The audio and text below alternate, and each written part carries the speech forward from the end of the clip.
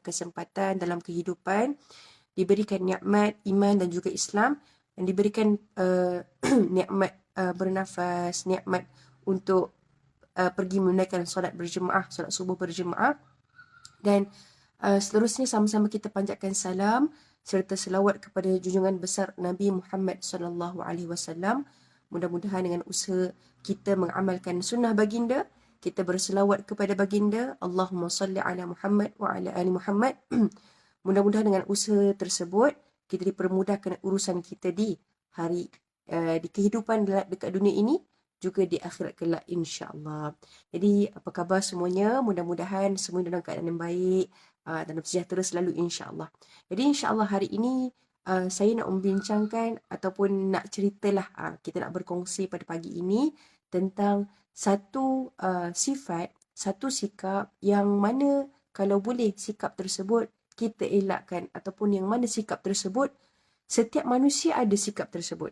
Setiap manusia ada perasaan tersebut, namun perasaan tersebut kita boleh menahan perasaan tersebut. Apakah sikap tersebut ataupun apakah perasaan tersebut adalah tentang menahan marah. Jadi insya-Allah pada pagi ini kita nak bincangkan tentang menahan marah. Bagaimana cara kita untuk menahan marah? Apakah yang digalakkan, apakah yang digaris pandukan oleh agama Islam ataupun oleh Nabi SAW untuk kita menahan marah ketika mana ada situasi marah dan sebagainya. Jadi insya-Allah kalau kita lihat tuan-tuan perempuan rahmat Allah sekalian, pagi-pagi ni topik ni bukanlah nak bagi kita rasa macam berat dan sebagainya, tak. Topik ni sekadar saya nak berkongsi bagaimana cara yang ditunjukkan oleh Nabi untuk kita dalam kehidupan seharian kita kalau ada situasi yang mencabar diri kita, yang membuatkan diri kita nak marah ni, bagaimana cara-caranya yang ditunjukkan oleh Nabi untuk kita menahan marah dan sabar. Baik, subhanallah tuan-tuan dan puan rahmat Allah sekalian. Pada zaman Nabi SAW ada seorang lelaki bertemu dengan Nabi, dan ditanyakan kepada Nabi. Wahai Rasulullah SAW, siapakah manusia yang Allah paling cintai? Dan apakah amalan yang kalau kita buat amalan tersebut, Allah akan suka akan amalan tersebut? Apakah yang ditanyakan kepada Nabi? Jadi, subhanallah, tuan-tuan dan puan, Nabi jawab apa? Nabi jawab, ahabbun nas ilallah anfa'uhum minnas. Siapa yang paling disukai oleh Allah adalah mereka yang suka beri manfaat untuk manusia. Mereka yang suka memberi manfaat untuk manusia lain. Dan amalan yang dicintai oleh Allah adalah apabila seseorang itu menggembirakan orang beriman yang lain. Subhanallah. Caranya bagaimana? Apakah amalan tersebut adalah bila kita menggembirakan orang lain, menggembirakan orang beriman yang lain. Jadi caranya kata Nabi adalah bila mana dia menghilangkan kesusahan orang lain. Yang kedua adalah bila ada situasi yang dia suka untuk membantu orang lain yang ada hutang, dia membayarkan hutang orang tersebut dan dia belanja makan orang tersebut. Okey? Dan bagi Nabi SAW, Nabi kata apa? Berjalan bersama dengan seorang sahabat, berjalan bersama dengan seorang kawan, penuhi kehendak keperluan kawan tersebut, lebih aku suka. Nabi kata, lebih aku suka daripada aku duduk iktikaf dalam masjid selama sebulan. Dan ingat, Nabi kata ingat, siapa yang menahan marah, Allah akan tutup aibnya nanti. Nabi kata, dan siapa yang mampu menahan marah, padahal dia mampu untuk melepaskan marahnya, maka Allah akan penuhkan hatinya dengan keredaan pada hari kiamat. Dan siapa yang berjalan bersama kawannya, penuhi keperluannya, Allah akan kukuhkan kedudukan kakinya ketika banyak kaki. Ketika nanti ke akhirat kelak, banyak kaki yang akan terpedesit masuk ke dalam neraka Allah Azza wa Jalla. Jadi subhanallah, daripada hadis yang panjang sebentar tadi, sebenarnya hadis tu lagi panjang lah, tapi satu perkara yang saya nak kongsikan yang sebenarnya perlu sangat-sangat dititik beratkan untuk kita, bahkan untuk generasi-generasi yang akan datang. Subhanallah, apa dia tuan-tuan dan puan? Itu dia menahan marah. Kenapa? Satu hadis ayatnya apa? Siapa yang menahan marah, Allah akan tutup aibnya di hari kiamat nanti. Dan hari ini kalau tuan-tuan dan puan, kita lihat setiap hari kita buka surat khabar, kita membaca surat khabar ataupun di online sendiri kan. Kan kita nampak banyak, kita boleh tengok di akhbar online, kita nampak subhanallah, saya baru baca tuan-tuan dan puan ada yang sanggup, Masya Allah, uh, ada ada kes yang berlaku sanggup untuk membunuh jiran selepas kena marah dengan isteri. Kesnya mereka ni adalah gaduh-gaduh sikit dan kena marah dengan isteri. Lepas tu yang berlakunya dia telah membunuh jiran ni. Mungkinlah ada perbualan antara jiran dia menyebabkan dia akhirnya membunuh jiran dia tersebut. Dan satu lagi apa yang berlaku, uh, ada satu lagi berita daripada akhbar online di Malaysia ini, mekanik telah membunuh isterinya sebelum hari raya. Kan kita lihat baru-baru ni tuan-tuan dan puan, ada kes yang berlaku sebelum hari raya, sehari sebelum hari raya ada kes pembunuhan. Kerana apa? Kerana akan apa? Akan rasa marahnya kepada isterinya tersebut. Dan ada lagi satu lagi, saya cerita ni sekadar kita lihat betapa sebenarnya marah tersebut akan boleh menyebabkan yang paling teruk sekalipun, yang boleh menyebabkan ada yang berlakunya kes pembunuhan. Jadi bukan benda kecil, bukan benda kecil perkara ini, dan perlu sangat-sangat dititik beratkan untuk kita, bahkan untuk ahli keluarga kita. Dan ada yang untuk negara-negara luar, ada berita daripada negara luar bahawa lelaki marah tidak diberi wang bakar, tidak diberi wang. Lelaki marah tidak diberi wang bakar katil ibu dan ugut untuk membunuh keluarga. Oh, na'udzubillah min zalik. Dan ada juga yang kerana berita-berita lain lah, banyak berita-berita yang menggambarkan ada berlaku pembunuhan kerana apa? Kerana sikap marah, kerana adanya cetus kemarahan-kemarahan, dan akhirnya berlakulah pembunuhan. Jadi subhanallah, bukan itu yang saya nak utarakan, tetapi saya nak utarakan bagaimana Nabi SAW memberi panduan bagaimana untuk kita mengawal marah, insya-Allah. Okey, baik. Subhanallah, kalau kita lihat tuan-tuan puan, sebenarnya bila mana ada sikap kemarahan, sikap benci, sikap dendam ini, sebenarnya ada satu energi daripada sifat-sifat tersebut, sikap-sikap tersebut, iaitu apa dia? Energi yang negatif. Dan kalau kita lihat, bila kita bawa energi kemarahan ataupun kemarahan, sifat marah, kita rasa diri kita asyik ni panas baran, ada sikap-sikap tersebut dalam diri kita, subhanallah, sebenarnya ketika waktu tersebut Allah tidak akan bersama dengan kita. Sebab apa? Sebab ada sifat bara-bara api dalam diri kita sendiri. Dan kalau kita lihat, contoh yang terbaik untuk kita ikuti, untuk kita contohi, adalah sifat Nabi SAW, yang mana Nabi merupakan manusia yang paling kuat menahan marah. Kita lihat, Masya Allah, kaum Quraisy, ahli musyrikin Mekah, yang mana mereka planning untuk membunuh Nabi. Mereka menghina Nabi depan-depan. Mereka banyak mencuba untuk menguji kesabaran Nabi SAW. Kan ketika mana ada sebuah hadis pun yang menggambarkan ketika sirah Nabi, ada seorang paderi ni. Paderi ni dia berjumpa dengan Nabi ketika itu, ada Sayyidina Umar. Dia berjumpa dengan Nabi, dia kata, wahai Muhammad, kan, adakah kamu ini, keturunan-keturunan kamu, orang-orang yang penganut agama kamu ini memang jenis yang suka bayar hutang lambat? Kan ketika itu Nabi berhutang lah, ada hutang dengan paderi tersebut. Memang suka jenis bayar lambat. Okey. Dikatakan, paderi kata begitu pada Nabi SAW. Lalu Nabi terkejut. Nabi kata, maksudnya ketika itu bukanlah hari untuk Nabi bayar, bukanlah hari terakhir untuk bayar hutang. Sebentar pun kejap.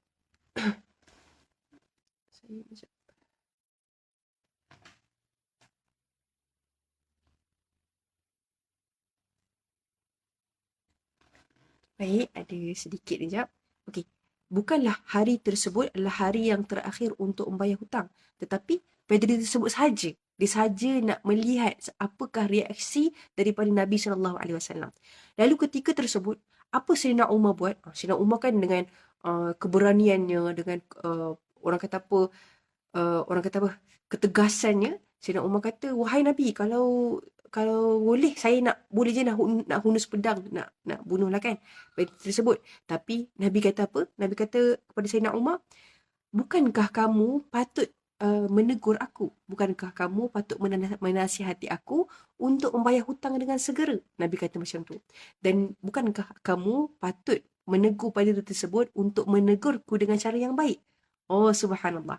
Ingat kita lihat daripada kisah ini, Nabi diuji kesabarannya. Tiba-tiba ada orang datang gertak. Bayar hutang, bayar hutang. Tapi Nabi dengan sabarnya tahan pula marah dan juga tahan juga Sayyidina Umar daripada marah paderi tersebut. Subhanallah. Dan kita lihat kat situ rupa-rupanya apa tu? Rupa-rupanya paderi itu sahaja menguji sebab paderi tahu bahawa sifat-sifat seorang Nabi, sifat-sifat seorang Rasul bagaimana, dia nak uji bagaimana tahap kesabaran seorang Nabi tersebut. Dan betul lah buktilah bahawa Rasul merupakan Nabi yang diutuskan oleh Allah Subhanahu Wa Taala. Baik, itulah antara kisah-kisah yang kita lihat bagaimana diuji kesabaran Nabi Sallallahu Alaihi Wasallam. Dan Nabi adalah contoh yang terbaik manusia yang paling menahan marah. Jadi kata Nabi apa? Nabi kata apa? Nabi kata, aku hanyalah manusia biasa dan aku gembira seperti orang lain gembira. Dan aku marah sebagaimana manusia marah, sebagaimana orang lain marah. Tetapi ulama pernah membahaskan, pernah ke Nabi SAW marah? Rupanya Nabi ada marah. Ada situasi-situasi yang menyebabkan Nabi marah. Tapi macam mana situasinya? Pertama, dalam sebuah hadis daripada Imam Bukhari, ketika ini dalam bab agama, berkaitan dengan agama. Maksudnya apa? Bila berkait dengan agama, memang Nabi akan marah. Bila berkait dengan orang menghina agama, orang mengusik agama, memang Nabi akan marah. Ketika mana dan situasinya adalah ketika mana Nabi SAW waktu tu Nabi ke tempat lain dan mereka sedang bersolat berjemaah lah, sedang solat jemaah. Ada seorang sahabat mengadu kepada Nabi. Wahai Nabi, wahai Rasul, waktu kau tiada, ada sahabat-sahabat lain yang imamkan kami ketika solat, tetapi mereka membaca ayat-ayat ketika solat itu secara berjemaah lebih panjang daripada apa yang kamu panjang. Kan lebih lama daripada apa yang kamu baca. Jadi subhanallah, Nabi kata apa? Nabi kata, dengar sini pesanan aku, sesungguhnya perbuatan kamu itu membuatkan orang jauh daripada masjid. Kan orang yang baca, orang yang jadi imam ni, dia baca panjang sangat, tanpa memikirkan orang yang di belakang tu mungkin orang yang tua, mungkin ada orang yang sakit, mungkin ada mereka yang ada hajat kan di tempat lain yang perlu segera. Nabi kata apa? Perbuatan tersebut membuatkan orang jauh daripada masjid dan siapa yang menjadi imam hendaklah meringkaskan solatnya. Sesungguhnya makmum kamu itu ada yang sakit, ada yang lemah, ada yang ada hajat keperluan, ada yang hanya untuk singgah sekejap sahaja. Jadi ketika itu Nabi marah macam mana? Keadaan muka Nabi, sahabat-sahabat lain tengok keadaan muka Nabi sangat-sangat merah. Nabi tahan marah itu dengan keadaan muka Nabi sangat-sangat merah. Dan kalau kita lihat sebenarnya Nabi pun baca panjang juga dalam solat. Contohnya macam mana? Contoh waktu subuh Nabi akan baca surah At-Takwir, juzuk 30, kan surah Al-Waqi'ah, surah Al-Mu'minun, surah Ar-Rum, surah Yasin. Kalau kita lihat dalam solat Zuhur, Nabi baca apa? Nabi ada baca surah Buruj, surah At-Tariq, surah Al-Lail. Kalau Maghrib, surah At-Tur, surah Qaf, surah An-Naba. Tapi kalau kita lihat, bila seorang sahabat itu mengadu bahawa dua imam tersebut, Muaz bin Jabal dan juga Ubay, mereka baca untuk solat Isyak dan solat subuh panjang lagi. Maksudnya apa? Maksudnya mereka membaca surah yang lebih panjang daripada apa yang dibaca oleh Nabi SAW. Okey, itulah satu situasi yang mana sahabat-sahabat melihat Nabi SAW, muka Nabi dalam keadaan yang merah padam. Merah sangat-sangat kerana apa? Kerana Nabi sedang menahan marah. Subhanallah, hebat Nabi menahan marah.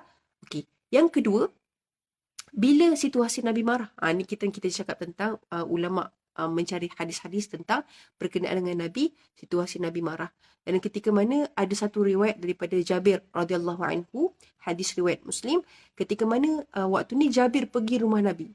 Jabir ketutlah rumah Nabi. Jabir kata, Assalamualaikum. Nabi katalah, siapa tu? Nabi tanya, siapa di luar tu? Jabir kata apa? Jabir kata, saya, anak.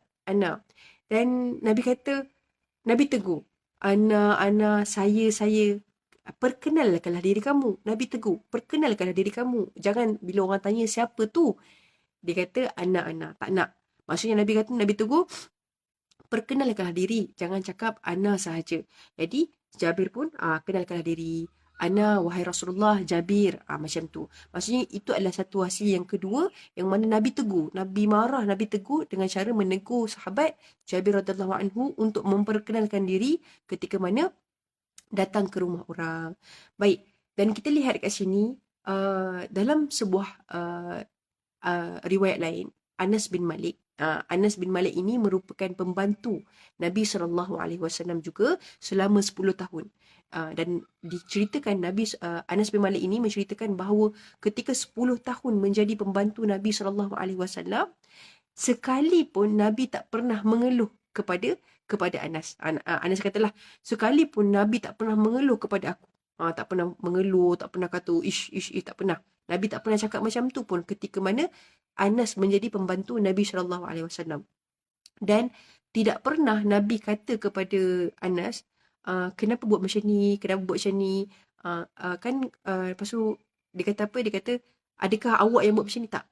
Kan kalau contoh, kalau kita tuan-tuan dan puan, kalau contoh berlaku satu perkara, pecah cawan ke, pecah gelas ke, tercalar kereta ke, apa-apa saja berlaku dalam rumah, kadang-kadang kita buat apa? Pertama sekali kita buat apa? Kita akan cakap, siapa buat ni? Kan? Mesti kita akan tanya, siapa yang buat ni? Kan? Kita akan tuding jarilah. Lepas tu nanti anak-anak kata, oh ni abang buat. Ni ialah situasi yang biasa kita nampak lah. Mungkin ada berlaku kan. Tapi saya yakin dekat rumah tuan-tuan puan, insyaAllah tak ada berlaku perkara ni. Tapi mungkinlah ada berlaku. Kan kita akan buat apa? Kita akan tanya, siapa yang buat ni? Kita akan tanya macam tu.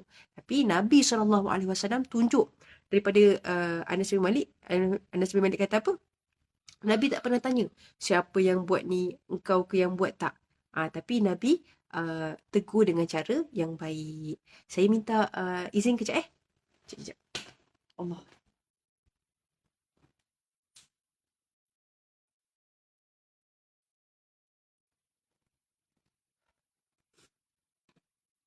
Okey, baik, insyaAllah. Sambung sikit. Baik, itu dia cerita yang dikisahkan oleh sahabat-sahabat dalam hadis-hadis. Jadi subhanallah. Okey, ni point dia. Bagaimana apakah ganjaran mereka yang menahan marah? Kan kita lihat tadi berita-berita, kita nampak dalam situasi masyarakat kita macam mana sekalipun. Kita nampak mungkin dalam keluarga kadang-kadang ialah perasaan marah tu memang ada. Dan agama tak kata, kalau marah ni berdosa, tak. Tapi agama kata apa? Jangan tahan marah. Tahan marah. Nabi menggalakkan untuk kita menahan marah. Sebab apa? Sebab siapa yang menahan marah ni besar pahalanya. Besar pahalanya dan dapat mengelakkan banyak lagi keburukan yang akan berlaku. Dan subhanallah, dalam sebuah hadis ada tawaran yang besar bagi seseorang yang menahan marah. Apa dia? Nabi kata apa? Dalam sebuah hadis, siapa yang mampu menahan marah, padahal mampu untuk melepaskan marahnya itu, nescaya nanti di hari kiamat, Allah akan panggil dia.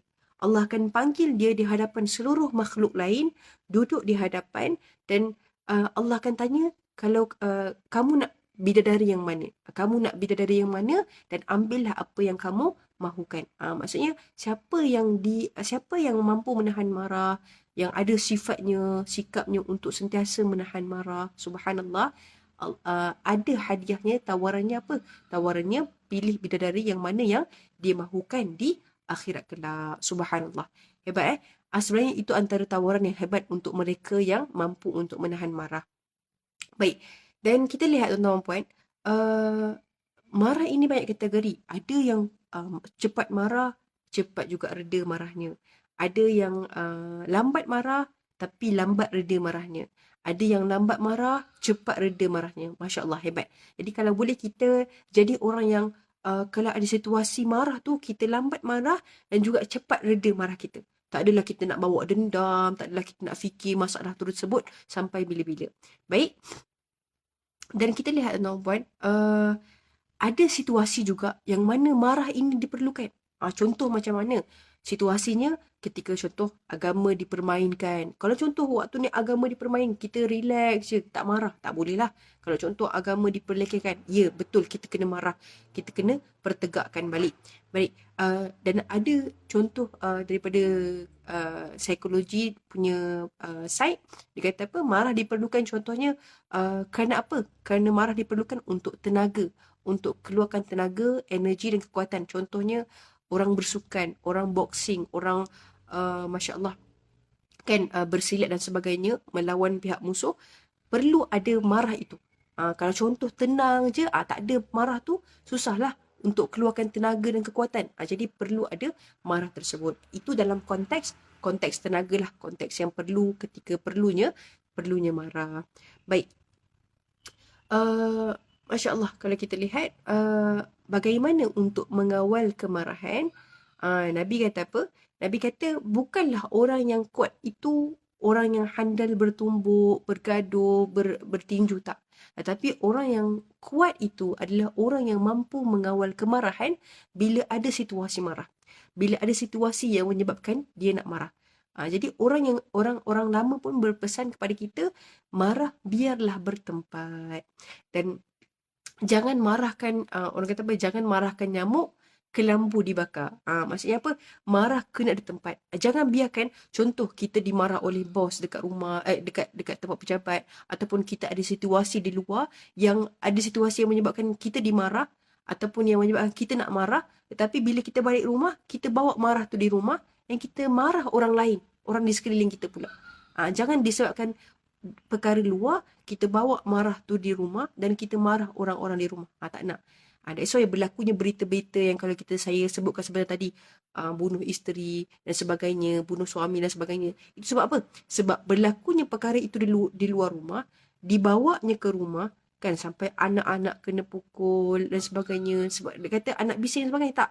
Memang anak tu akan sentiasa bising. Tapi disebabkan ada faktor-faktor luar yang dibawa ke dalam rumah. Na'udzubillah min dzalik. Kalau boleh kita elakkanlah perkara ini.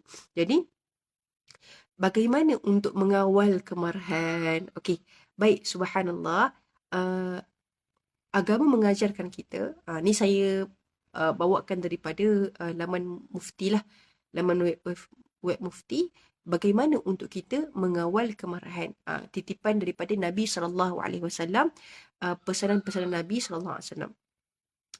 Antara cara-cara untuk mengawal kemarahan ketika sedang marah, ketika ada situasi untuk menyebabkan kita marah, yang pertama, duduk jika sedang berdiri, berbaring jika sedang duduk. Idza ghadiba ahadukum wa huwa qa'imun falyajlis fa in zahaba anhu al-ghadab wa illa falyadtaji'.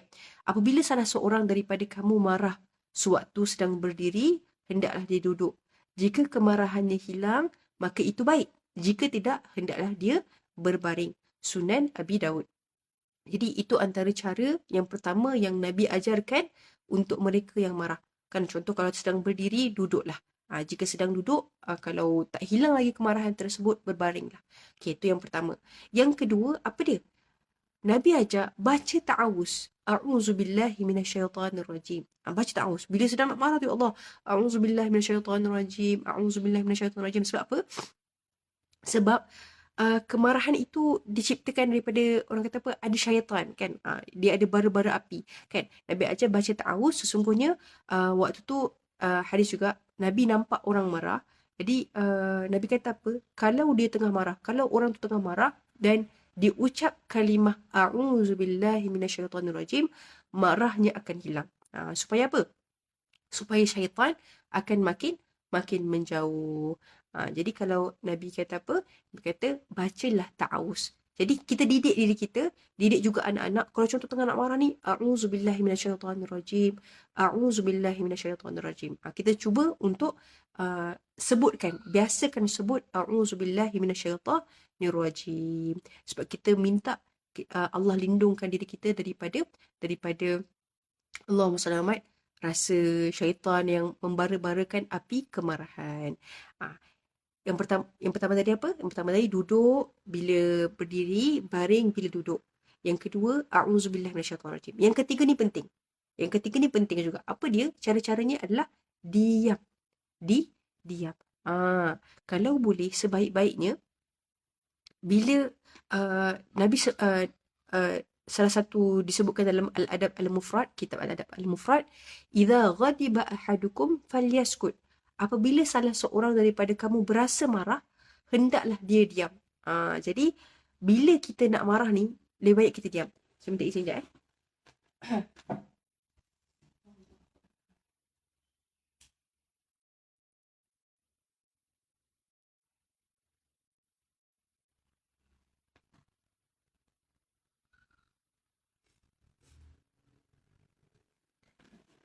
Okay, baik.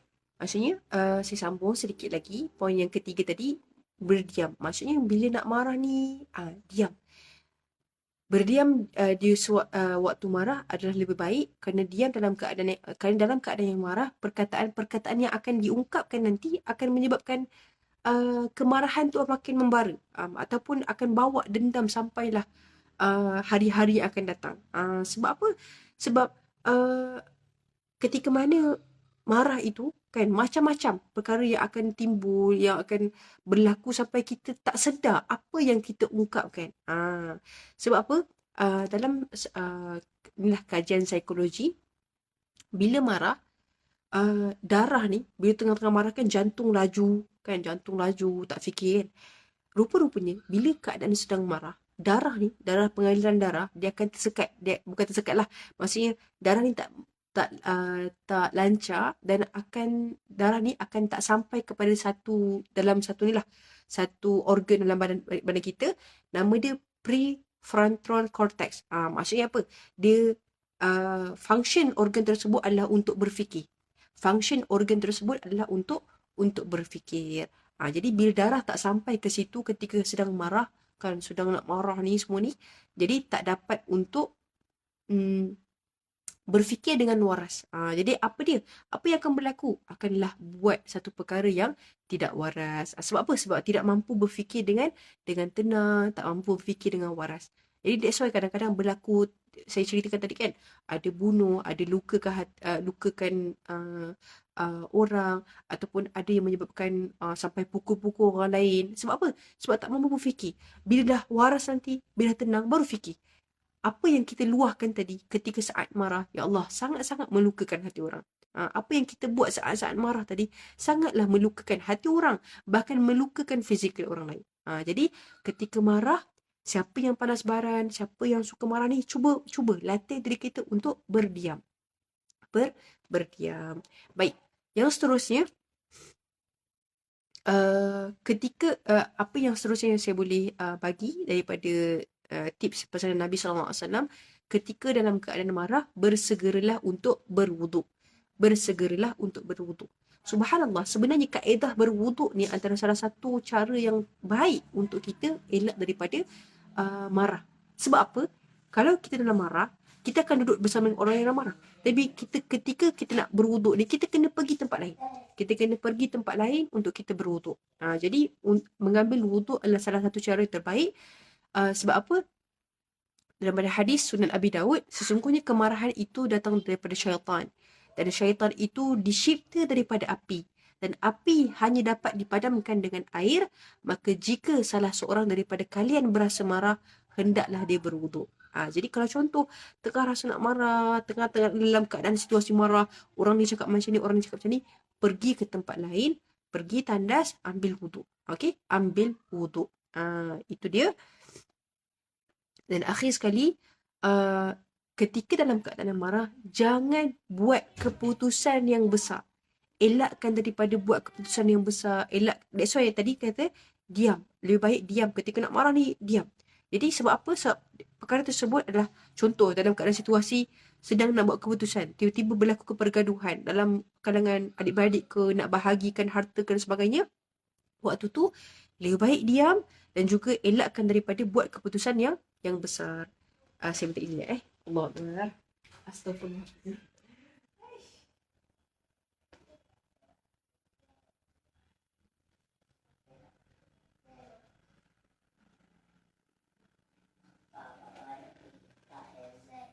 Zack, nak pergi ni ke? Okey, kejap Okey, baik saya sambung sikit lagi. Jadi kalau dalam keadaan yang marah, jangan buat keputusan yang besar.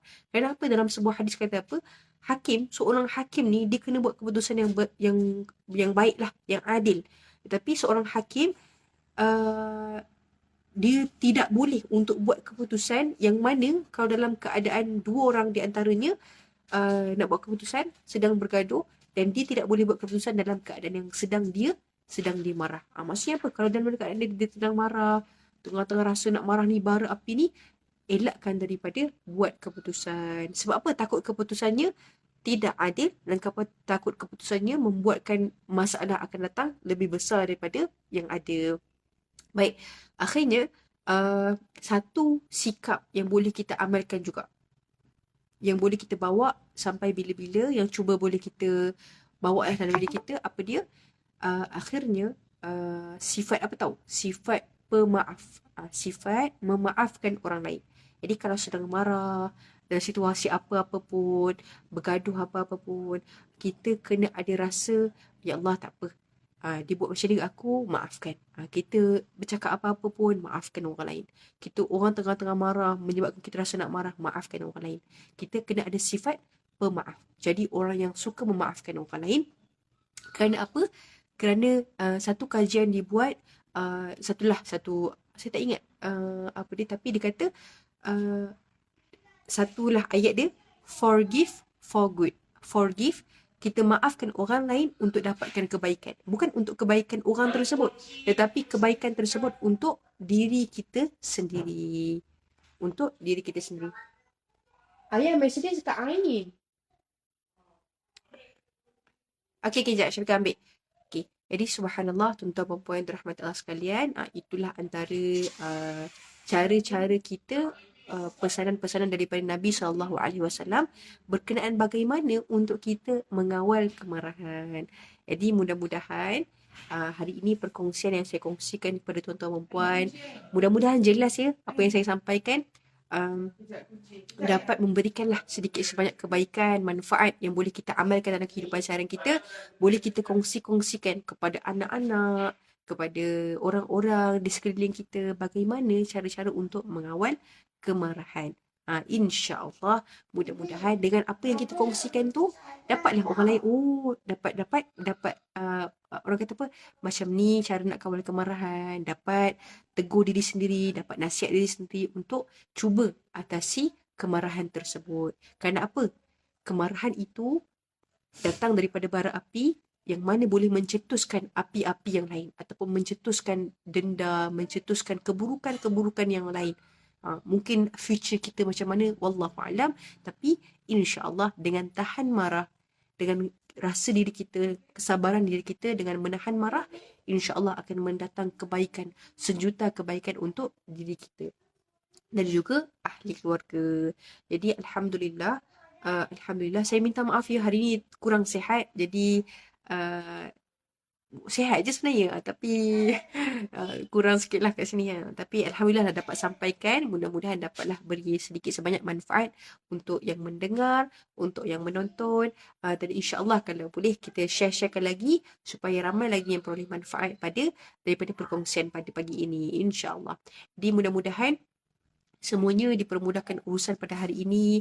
Ibu-ibu, ayah-ayah dipermudahkan urusan. Kalau contoh tengah dalam keadaan yang sakit, diberikan kesihatan dan insya-Allah dikurniakan rahmat dan berkat dalam kehidupan seharian, insya-Allah. Jadi insya-Allah segala yang baik datang daripada Allah, yang silap, yang apa salah saya sikit tadi, saya minta maaf, kekurangan daripada diri saya sendiri. InsyaAllah jika ada rezeki, ada kesempatan, panjang umur, kita berjumpa lagi di lain hari. Dan saya nak